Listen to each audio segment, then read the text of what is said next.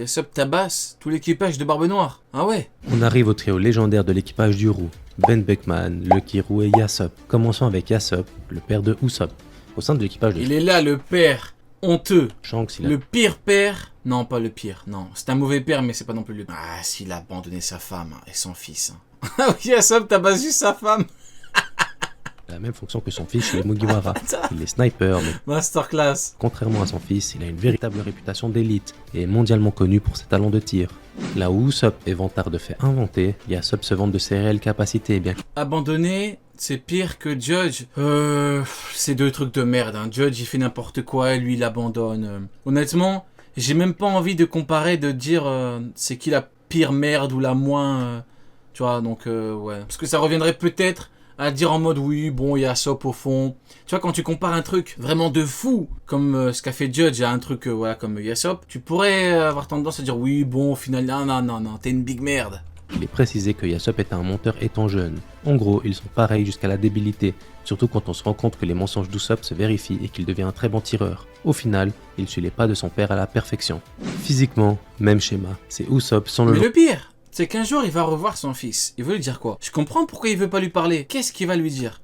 Il veut lui dire ouais, je suis parti acheter un paquet de clopes, je me suis perdu en chemin. Ouais, j'aimais plus ta mère, du coup je l'ai abandonnée, elle et toi, j'ai pas donné de nouvelles. Qu'est-ce qu'il va lui dire? Vous imaginez la discussion de zinzin? Non, en vrai, je paierais pour voir ça. long nez.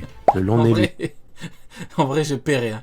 Il va te sortir de ses disquettes. vient de sa maman. En ce qui concerne l'histoire de l'équipage, figure-toi que Yasop est la deuxième recrue après Ben Beckman. Shanks débarque sur une Je barque, suis allé chercher du lait.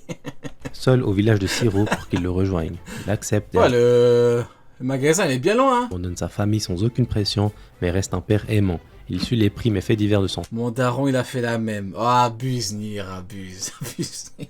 Abuse, gros, abuse. frère de lui. Leur rencontre va être légendaire. Le cuisinier. Inutile de le présenter physiquement, on le C'est une dinguerie de dire ça, quoi. C'est un fou furieux. Nir, il est arrivé, il a dit mon père, il est parti acheter du lait, il est jamais revenu. Mais t'es un fou furieux, gros. connaît tous. En termes de personnalité, il est très souriant comme Bong Punch, mais possède des moments de sérieux. Considéré comme l'élément le plus loyal de l'équipage, c'est de là que lui viennent les moments où il ne rigole plus. Lorsque Shanks émet un commandement, le Kiro le suit sans se poser de questions. Il est puissant et malgré le fait qu'il est imposant, il a une agilité et une discrétion incroyables. Ah ouais. Plusieurs fois, on le voit se déplacer sans se faire remarquer, malgré que parfois, il soit littéralement collé à la cible. Malgré son caractère joyeux et aimant, c'est le premier qui tue quelqu'un dans le manga. Ça envoie une image forte concernant le Kiro, mais aussi concernant l'équipage de Shanks. On rigole, mais ce sont des pirates. C'est lui qui vole le Gomu Gomu no Mi à la marine, qui en connaît les caractéristiques. C'est fort de sens vis-à-vis de ses compétences. On a parlé de sa discrétion ultime et de sa dextérité. Et quoi de mieux qu'un membre avec ce genre d'habileté pour voler un fruit? En dehors de tout ça, le Kiro est un membre aimant qui cherche vraiment à stabiliser l'équipage dans un environnement bienveillant et qui s'inquiète véritablement de ses nakamas et même de Luffy. Il prend régulièrement des nouvelles et a hâte de le revoir après tout. Non, de tel t'abuses. Le Kiro supérieur à Puin. Non, ah oui, le Puin de la ruche, mais pas le Queen. Parce qu'en vrai, on peut pas, y a vraiment aucun élément qui te permet de dire ça. Non, abuse. Non, dis-moi que tu parles du Puin de la ruche, par pitié. Tout ce temps. Ben Beckman, le bras droit. Contrairement aux autres membres, Ben Beckman est beaucoup plus... Le mien est parti chercher le palmarès de Myoka. Bah écoute frérot, il va jamais revenir. Ton père, l'aventurier là, qui est parti chercher, il va jamais revenir. Parce qu'en fait, il va chercher quelque chose qui n'existe pas. Donc, je t'invite à le contacter d'urgence, de toute urgence, et tu lui dis qu'il revient à la maison parce que ça sert à rien. Il y a rien à trouver, mec. C'est vraiment, c'est pour son bien. Dis-lui que pour son bien, il rentre, tu vois. Ça sert à rien, il y a pas de... posé, Ça n'existe pas. réfléchi. Il garde son sang-froid en toute situation et maintient un comportement détendu. Détente qu'il dit venir du fait de fumer. Il trouve ça relaxant. En plus d'avoir les pieds sur terre, il est très intelligent et considéré comme le stratège au sein de... On est dans un live One Piece, on parle de daron, c'est à cause de toi. Mais c'est un fou furieux, lui. C'est toi qui nous as parlé de ton daron. Bah du coup, forcément, on réagit. C'est un ouf. Big CC de Nier. On est dans un live, on parle... Tu parles de daron, gros. C'est toi. Ne remets pas la faute sur nous. L'équipage de Shanks. On peut le voir lorsque Shanks lui demande s'il ne serait pas l'heure d'aller chercher le One Piece, comme s'il avait besoin de son approbation lorsqu'il met un plan en place. D'ailleurs, Beckman Comme s'il avait besoin de son approbation. celui qui est le plus proche de Shanks, véritable ami et premier allié. Il le connaît mieux que personne. Comme tu le sais, Beckman se bat avec un fusil, mais c'est pas aussi simple que ça. En effet, il induit les balles de son arme avec son haki pour que ces balles soient dévastatrices et puissent détruire n'importe qui. C'est incroyable. Moi, il y a un truc qui me fascine avec Ben Beckman, c'est que vous voyez son style de combat pour l'instant, ce n'est qu'un gun. Hein. On n'a pas plus d'infos que ça. Gun, acquis, mais on n'a pas plus de trucs que ça. Et pourtant, j'ai l'impression qu'il y a un consensus pour dire que Ben Beckman gifle, et quand je dis gifle, c'est gifle n'importe quel premier commandant. Et moi, c'est pas une idée qui me paraît non plus saugrenue. Bon, gifler, non, faudrait peut-être pas déconner. Gifler, ça revient à dire qu'il est niveau Yonko, mais que tu me dises que Ben Beckman est le plus fort des premiers commandants. Je veux bien. Mais que tu me dises qu'il les gifle tous. Gifler, c'est un mot qui est fort. Et que tu ne me donnes pas d'éléments, je trouve ça fascinant quand même. C'est quoi qui nous permet de dire que... Moi, ça me dérange pas, hein. Tu me dis qu'il peut gifler des commandants, bon, bah il peut gifler des amiraux. Moi, au fond, qu'est-ce que ça va changer pour moi? Quoique, au niveau de l'équilibre, ça paraît compliqué. Sauf si on compense avec le manque de flotte. Mais bon, ça c'est un petit peu plus... on entre trop dans les détails. Mais du coup... Est-ce que il y a un truc qui nous permet, tu vises Kirio? Ah mais personne. Ah bah si tu me connais, sinon je le dirais. Je ne vise personne en particulier. Du coup, je veux bien qu'on me donne des éléments. S'il y en a, je veux bien écouter ces éléments, analyser ces éléments et voir si ma position évolue. Parce que j'ai beau chercher, je trouve pas d'éléments, voilà, pertinents à ce niveau-là. De ce qu'on sait de lui, il posséderait un acquis de Parce que si tu me dis Kizaru, tu me dis il a braqué Kizaru. Bah oui, il est braqué Kizaru, mais est-ce que ça veut dire qu'il peut gifler n'importe quel premier truc? Bon, ça me paraît pas... Si par exemple, Marco combat avec un gun, Marco qui a le niveau de Kizaru, s'il le braque, bon bah à mon avis, il va aussi lever les mains, Kizaru. À moins qu'on considère que Kizaru a levé les mains juste parce que il est plus faible. Enfin, à moins qu'on considère que cet élément est suffisant pour nous prouver que Ben Beckman est plus fort que Kizaru. Observation très développée et un acquis de l'armement tout aussi avancé, en plus d'une puissance naturelle. Parce qu'au final, lever les mains, ça veut dire quoi? Quand Kizaru lève les mains, ça veut dire que, en gros, je combats pas avec toi. Bah, c'est pareil que Marco en fait. Marco il a volé, il lui met un coup de pied, il est pas reparti le combattre. Parce que Kizaru c'est un vicieux. Kizaru quand il est contre des mecs, vous voyez, il est... il est pas trop chaud pour combattre Kizaru, hein. Donc, ouais. Comparé à celle de Shanks lui-même.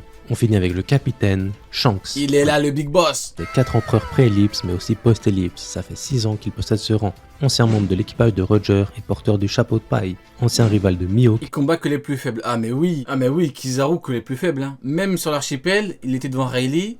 Il a tenté d'aller attaquer Luffy. Hein. Il a voulu les attaquer devant Rayleigh. Quelle audace. Rayleigh lui a mis un coup d'épée. Il a dit hop hop hop hop hop. Petit Kizaru, hein, Kizaru-kun, tu me prends pour qui? Allez viens, on va se la donner un petit peu. J'ai pas envie de te fumer parce que moi je vais être tranquille, mais on va se la donner. Et à la fin, quand Kuma a dégagé tout le monde, Kizaru, il a dû laisser partir Rayleigh parce qu'il peut pas le battre. Kizaru, c'est une merde. Kizaru est une véritable merde. L'épéiste le plus fort du monde. Il est celui qui inspire Luffy, un des 4 Yonko actuels. En plus, c'est un raciste, Kizaru. C'est un raciste. Et moi, j'ai des preuves. C'est pas comme vous avec le très grand Sangerling Figarland. Kizaru est un raciste. Et j'en apporterai les preuves. Au prochain live. Parce que là, voilà, je sais très bien que ma parole ne vous suffira pas. Enfin, en tout cas, ceux qui tentent de dire que Garling en est un. Donc, prochain live, j'en apporterai toutes les preuves. J'ai un dossier long comme le bras. Vous verrez. La guerre de Marineford Réel, je sais pas le dire. Ah, mais je suis là pour dire les termes, Alexandre. avoir stoppé Kaido. Bref. Le procès. Nous, à défaut de faire le procès d'Oda, parce qu'on n'est pas des fraudes, on va faire le procès de Kizaru, le raciste. Le palmarès est long malgré son temps d'écran réduit. Shanks est un homme joyeux et bienveillant, il a soif d'aventure et de liberté et reste très amical malgré son statut d'empereur. Il n'y a que lorsque ses proches et ses amis sont en danger qu'il devient sérieux et prêt à tout pour les protéger. Oda a même été jusqu'à préciser que Shanks était le personnage qui lui ressemblait le plus, tant il aime la fête et est joyeux et amusant. En termes de combat... Incroyable. Oda a fait un personnage à son image. Big Boss. Oda, Big Boss des mangaka, Big Boss du game. Il a fait un pirate, Yonko, empereur des mers, plus fort du monde, plus puissant du monde, meilleur acquis des rois, pouvoir de l'élite, Big Boss, Shanks. Évidemment, son acquis. Si ça c'est pas masterclass, je ne sais pas ce qu'est une masterclass. C'est une de ses forces, il l'a montré à plusieurs reprises et possède un acquis des rois très avancé. Regardez, un coup d'épée, regardez, hop, technique comme ça. À distance, regardez, boum. Un coup d'épée, regardez le saut, hop là. Regardez comment il se chie dessus, regardez comment il se chie dessus. On va analyser un petit peu la scène. Regardez, il tape à distance. Il se dit, bon, je vais les fusiller à distance, hop, je suis tranquille dans mon coin, pas de problème. Ok. Premier temps, il tape. Shanks, il gifle la technique d'un coup. Boum. Vitesse. Il saute. Regardez le saut de fou. C'est une force très élevée. Il lui saute dessus. Aussi, mais... Regardez, hop, il commence à se chier dessus. Il se dit, bon, je vais tenter une attaque. Principale force Hop, j'attaque. se trouve Sauf que, beaucoup trop rapide pour lui, il a pris de vitesse. L'homme lumière, il n'a pas pu attaquer. Il était obligé de dégager pour se défendre. Enfin, pour ne pas se faire fumer, Kizaru. son épée. Griffon. Shanks Ah merde, y a pas la suite. Bon, pas grave, je fais la suite à l'aveugle. Hop, Kizaru est en bas. Shanks est tellement rapide qu'il se retrouve devant lui. Épée sous la gorge, lève les mains. Lève les mains, sale chien. Masterclass. Masterclass. son épée. Pour toi, les films sont canons? Non, non, non, les films ne sont pas canons. Maintenant, les personnages sont canons. Et les rapports de force ne sont pas censés être... ne sont pas, je dis bien, censés être catastrophiques dans la mesure où l'auteur supervise. Je dis bien censé, parce que tu peux avoir des problèmes, tu vois. Censé. Maintenant, là, il montrait l'image du film, donc je parlais du film. Mais moi, ça ne me dérange pas de ne pas parler du film. Que j'en parle ou pas, moi, ça change rien. De toute façon, il a giflé Aramaki qu'avec Jackie des Rois. Donc au final, on dégage le film. Dans le manga, c'est 10 fois pire. Akidora mental, comme si c'était un random. Font face à Barbe Blanche, et aussi à Akainu, potentiellement même à Kaido. C'est simple, lorsque Shanks est Shanks peut rattraper la vitesse. Bah en fait, Shanks avec son haki gifle la vitesse de Kizaru. Hein. On a bien vu, en fait, il a mis son épée sous sa gorge. C'est dire en gros, je vais te fumer, lâche ça. Et Kizaru ne pouvait rien faire, il était bloqué, Kizaru, qu'est-ce que tu veux qu'il fasse? sérieux, il dégaine son épée. C'est même avec celle-ci qu'il one-shot Kid. On a fait le tour de sa personnalité et de ses capacités de combat. Il manque un axe qu'il faut aborder, celui de la famille, Figarland. La famille Figarland est une lignée royale et l'une des 20 familles ayant Garland, Saint-Garling va vous choquer les mecs. Préparez-vous, soyez présents. créé le gouvernement mondial. Ses descendants sont donc tous des Tenryubito. T'imagines, c'est une fraude Figarland. Shanks a été retrouvé par Non, ce serait grave. Roger dans un petit coffre sur God Valley et le Gorosei se sentant que Uta, sa fille, est une Figarland. C'est à prendre avec des pincettes car le film est non canon, mais je ne vois pas l'intérêt de lâcher une telle bombe sur un personnage aussi mystérieux si c'est faux. C'est exactement pour ça que ça a sa place dans la vidéo et ça expliquerait aussi pourquoi Shanks peut arrêter la guerre, Sengoku lui dit « puisque c'est toi ». Mais ça explique surtout pourquoi il peut aller discuter avec le Gorosei dans le plus grand des calmes. On a fait le tour de l'équipage de Shanks. Si t'as aimé, tu peux mettre un pouce bleu pour me soutenir et me dire en commentaire quel membre tu as hâte d'en savoir plus. Retrouve tout de suite ma révélation sur le train. Bon, bah écoutez, en tout cas, vidéo pas mal du tout, hein.